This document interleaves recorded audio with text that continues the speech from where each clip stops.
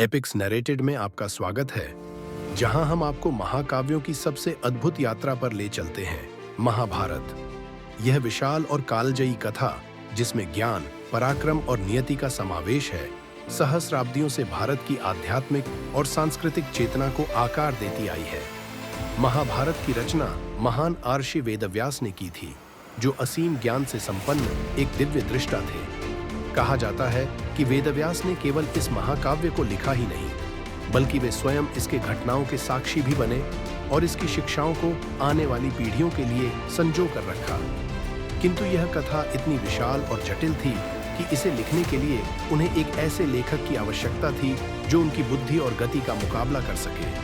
व्यास ने इसके लिए भगवान गणेश से सहायता मांगी, जो बुद्धि और विद्या के देवता हैं। गणेश ने सहमति दी, लेकिन एक शर्त रखी, व्यास को कथा बिना रुके सुनानी होगी। इसके उत्तर में व्यास ने भी एक चुनौती दी, गणेश को हर श्लोक को लिखने से पहले उसका पूर्ण अर्थ समझना होगा।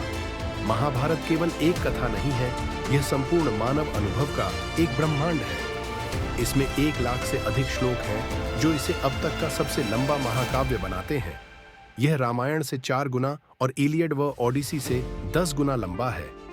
इसके केंद्र में है कुरु वंश की गाथा, पांडवों और उनके महत्वाकांक्षी चचेरे भाइयों कौरवों के बीच का संघर्ष, जो अंततः महायुद्ध कुरुक्षेत्र के रूप में परिणत होता है। किंतु यह केवल युद्ध की कथा नहीं है, यह जीवन का धर्मशास्त्र है, जो धर्म, कर्तव्य, कर्म, कर्मफल, नियति और भक्ति जैसे गूढ़ सिद्धांतों को सिखाता है। एपिक्स नैरेटेड में हम इस महागाथा के अद्भुत मोड़ों और रहस्यों को एक एक करके आपके समक्ष प्रस्तुत करेंगे। चाहे आपको रोमांचक युद्ध कथाएं पसंद हों, गहन जीवन ज्ञान चाहिए या दिव्य रहस्य जानने की जिज्ञासा हो, महाभारत में सबके लिए कुछ न कुछ अवश्य है। अभी सब्सक्राइब करें और हमारे साथ इस पौराणिक यात्रा पर चलें, समय, मिथक और नियति के पार।